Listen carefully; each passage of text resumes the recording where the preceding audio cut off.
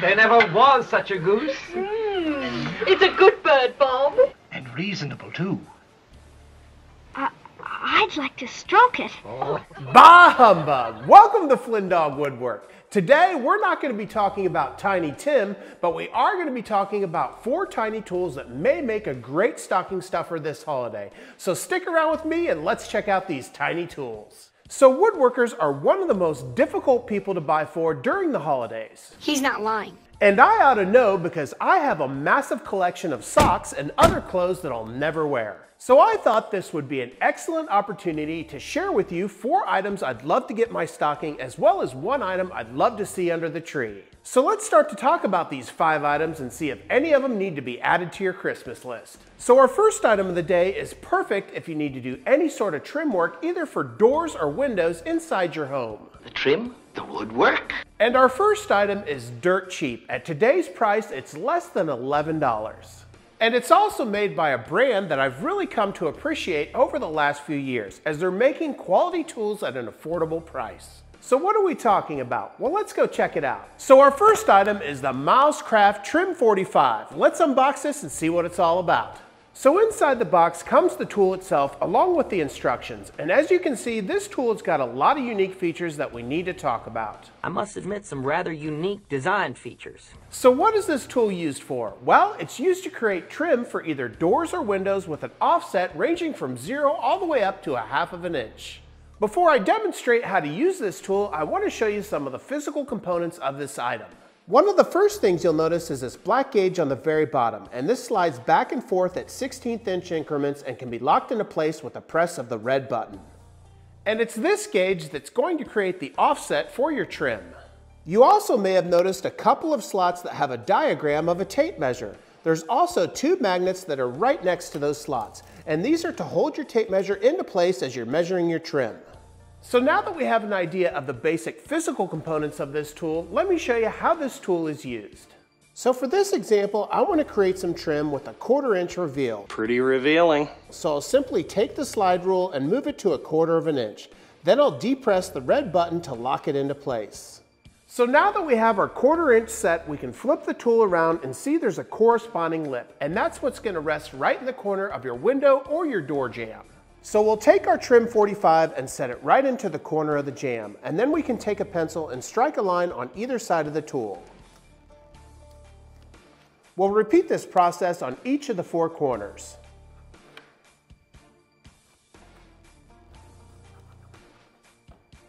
Once you have all 4 corners marked out, you'll now notice that there's 2 holes in the frame of the tool. These 2 holes are for nails to attach this tool to either your window or your door. Now I currently don't have any trim nails, but I do have some common nails, and these holes are large enough to accommodate those common nails. Oh. So we'll slide the tool into place into that corner and we'll hammer these in. Once we have the trim 45 in place, we can now grab our tape measure and take a measurement for the length of our trim. So now we can take a piece of our trim and line it up with the markings we created earlier. Once our trim's in line, we can then place our tape measure into one of those slots and get our measurement. In this case, 7 3/8 inch. Once we have that measurement of 7 3/8, we can now go over to the miter saw and cut one end of the trim to 45 degrees. Once we have that 45-degree angle cut, we can now go over and take a look at the last physical component of this tool that we haven't covered yet. So we'll take our trim 45 and using this little notch that's cut out on the bottom of the tool, we'll flip the tool around and cradle our trim with that 45-degree angle. It's that little notch on the very bottom of the trim 45 that will allow us to clamp this tool into place on top of our miter. With the tool in place, I can now take my tape measure and place it into that slot and mark out my 7 3/8. Once we have that marking made, we can then take our gauge and set it to 0 and lock it into place. Once we have our tool set to 0, we can flip it around and line it up with our marking at 7 3/8. Then we can strike a line at the 45-degree angle. Once we have our marking, we can now cut our trim to size over at the miter saw. With everything cut to size, you can see how well those corners come together, leaving that 1/4 inch reveal. The only thing left to do is to continue this process doing the other 3 corners. Now the first thing that you might be saying is, holy smokes, that was a lot of steps, and I know I'm going to forget a couple of them. Way too many steps to remember, all right? However, this tool comes with detailed instructions that goes over each one of those steps. And it's all about repetition with this tool. You're going to go over each one of those steps 4 times for every single window or every single door that you do. And even though it seems like it's a lot of steps, if you've ever tried to frame out a door or window, you know that it's really time consuming to creep up on those exact measurements. So I really do think that this tool will still be a time saver. Well, that covers our first stocking stuffer of the day. Now let's move on to our second stocking stuffer, which is a hell of a lot more simple.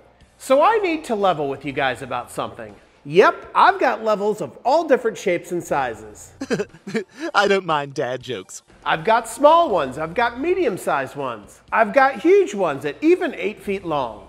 And I even have ones that I can fold up and throw into my toolbox. But even my smallest one, or the one that folds up, can still be a little bit too big for what I need it for. And you may think that all levels are created equal, but in my opinion, there's 2 features that I like to see in every single one of my levels. The first thing that I like to see is an easy to read bubble, and since we work with wood, a lot of times these yellow bubbles can be much more difficult to see than some of these newer blue bubbles. The next thing that I like to see is having a magnetic base. This becomes critical when setting up tools like your planer and jointer. And our next stocking stuffer is all about 3 key features. It's easy to read, it's magnetic, and it's small in size, much like many things in my life. I think you know what I'm referring to. So what is this tiny tool? Well, let's check it out. So this next tool is the XMLEI High Precision Aluminum Alloy Level. Let's check it out.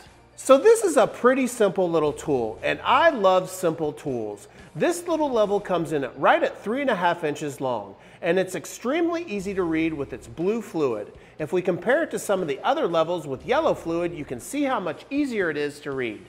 Not only is it easy to read, but it also has a couple of other features that I haven't seen in any other level that I own. First off, let's talk about the 2 countersink holes on the end of the tool. These can be used to mount this level to another item. Those holes can also be used to perfectly center the bubble of your level in the middle of your workspace. By placing something like a nail in each hole, you can make sure that your level is perfectly straddled. Now this little level is also adjustable. Now if you're a woodworker, this may not be necessary, but if you're something like a machinist, this may be something you're looking for. If we look at the top of the level, you can see there's 2 Phillips head screws that you can adjust the bubble either up or down on either side to make micro adjustments. Now we've already talked about how this level is easy to read in the daylight, but this also has another visibility feature. Now I don't know what they put in this level, and it may be radioactive, but this thing can actually glow in the dark. The level actually has a back plate that absorbs sunlight or the light from a flashlight so that you can see this thing in the dark. And here you can see that glow as I place this level in the dark. So what did I get this level for? Well, I like the fact that even though this thing is tiny, it still has a strong magnet in it. And I'm already realizing that I need to make some micro adjustments to things like the table on my table saw blade. But I can also confirm things like my drill press table and my bandsaw table are completely flat. Not to mention that with this tool's smaller stature, it's still small enough to fit in your pocket. So if you're looking for a tiny little level that's just a little bit smaller than the ones you have, check out this tiny little tool. It'll make a great stocking stuffer. Well, that takes us through our first 2 stocking stuffers of the day. Before we move on to our third, I ask you to do me a huge favor and hit that subscribe button, leave a like, and leave a comment. It really does help out this small woodworking channel. Also, just like with all my videos, I'll leave links in the description below, so if you're interested in any of these tools, you can go check them out in the description below. So we've gone from a complicated tool to a simple one, but let's fire up those brain cells one more time and take a look at our third item. So our third item today is a tool that you're actually not going to be able to get yet, and that's because it's a Kickstarter tool that will be coming out later this year. But even though you can't get this specific tool yet, there are a lot of comparable tools by this brand that you should be able to put in a stocking this year. So I'll leave links to those tools in the description below, as well as a link to the Kickstarter campaign for this specific tool.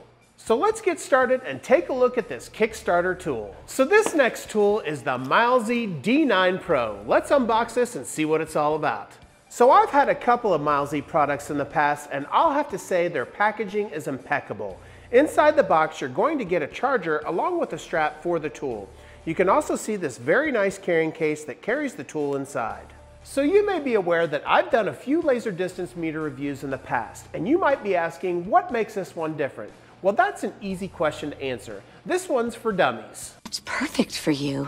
This might single-handedly be the most easy to use laser distance meter that I've ever taken a look at on this channel. So let's take a look at how this thing works and why I think it's going to be a game changer.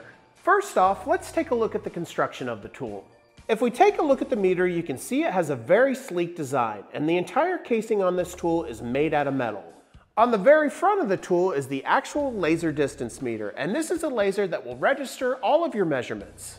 If we take a look at the back of the distance meter, you can see the tripod mount. If we turn the tool on its side, you can see two buttons that allow you to scroll through the menu options. There's also a big yellow button that allows you to turn the tool on and off. Above that power button on either side are two lasers that allow you to reference your measurements. Below that power button is another button, and this controls a flashlight.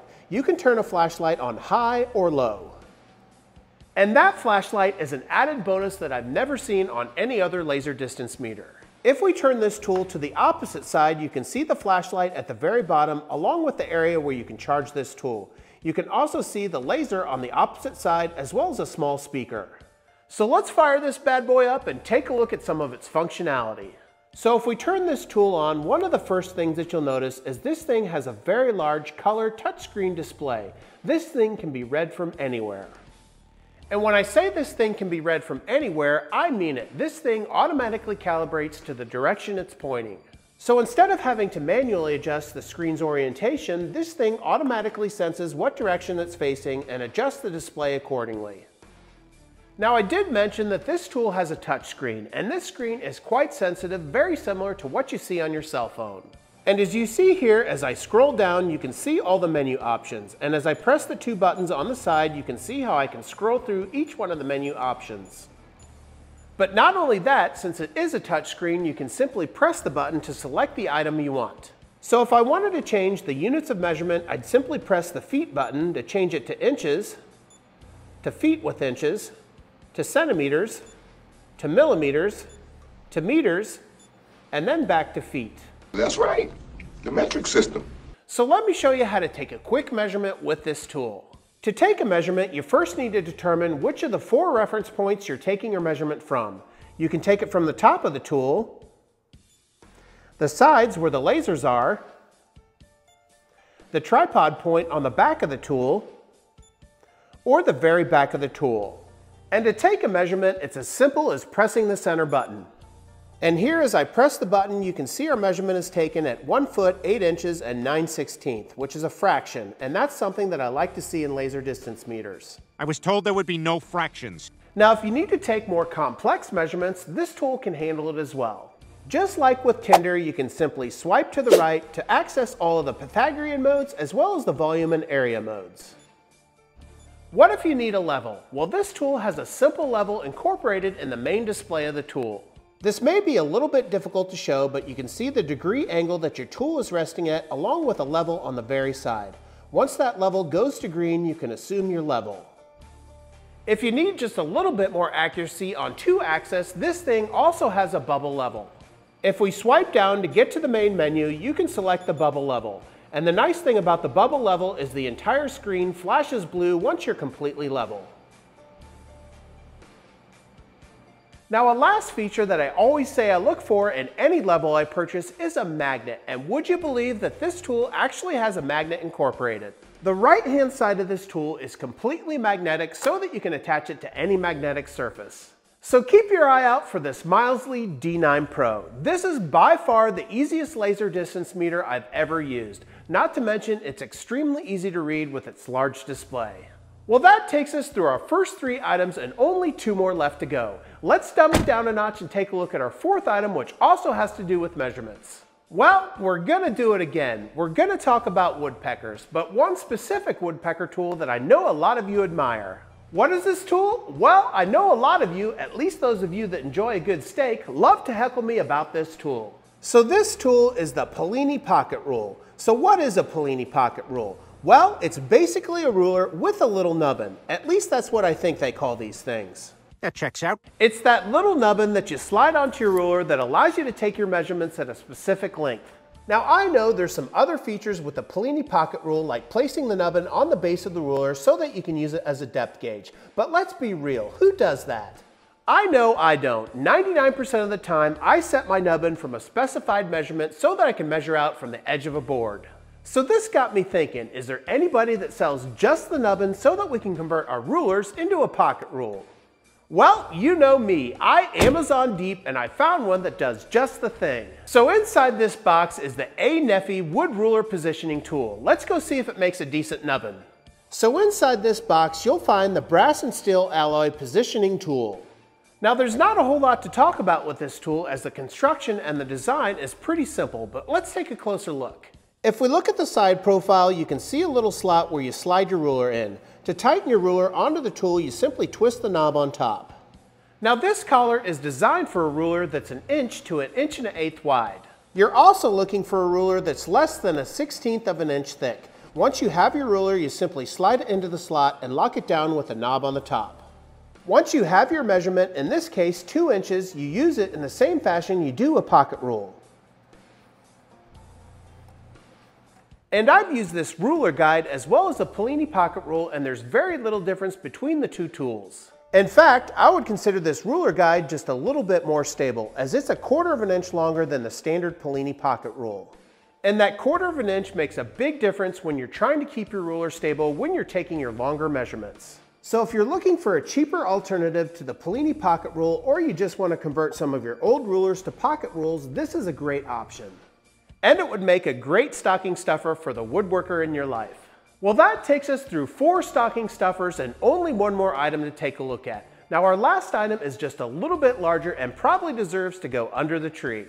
So recently I did a couple videos on the Alloy Man brand, and in these videos I covered 6 tools, and 5 of these tools worked great, but there was one tool that didn't work so well.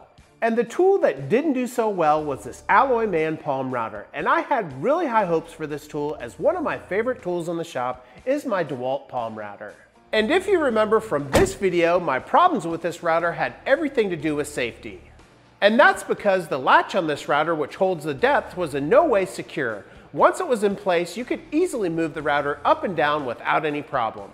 Now there was a workaround for this problem, but it wasn't easily done, and any tool that comes out of the box that has any safety issues whatsoever, I just can't recommend.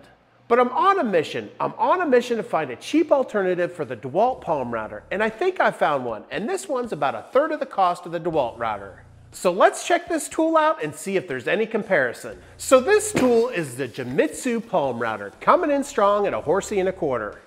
Giddy up. Now when I first unboxed this, I thought I was going to have the same problem as I had with the Alloy Man brand, and that's because the latch that holds the depth of the router appeared to slip on me.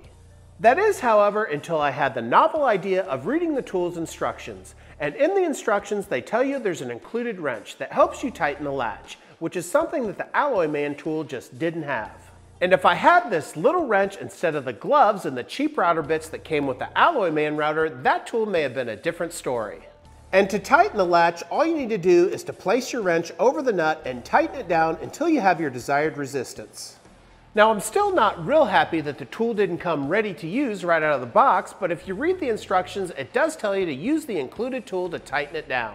So let's take a closer look at the Genmitsu and compare it to the DeWalt. If we look at the 2 routers, you can see the DeWalt and the Genmitsu have a similar height. If we look at the very top, you can see they both have the adjustable speed on the very top as well as the power button. If we look at the footprint of the routers, you can see the DeWalt has a substantially larger base than the Genmitsu. Next up, let's talk about the collet of the Genmitsu. As you can see, the Genmitsu comes pre-installed with a 1/4 inch collet, and this is a standard collet, which is really nice. At the bottom of the router, you'll also notice a little red button, and this is what locks your collet into place when you're changing your router bits. To install the dust collection chute, you simply slide it over the base of the router, and then you can lock it into place with this little screw. Next up, let's take a look at the depth adjustment for this router. To adjust the depth of the router, it's got this nice little rack and pinion system that easily allows you to move the router up and down. Once you have your desired measurement, you simply lock it into place. Another nice thing about this router is it has the same horsepower as that DeWalt, having 1.25 horses power. So obviously I won't be able to do a scientific test on this router, but I've got a lot of experience with that DeWalt router. So I'm going to put a chamfer bit into the router and see how well it cuts.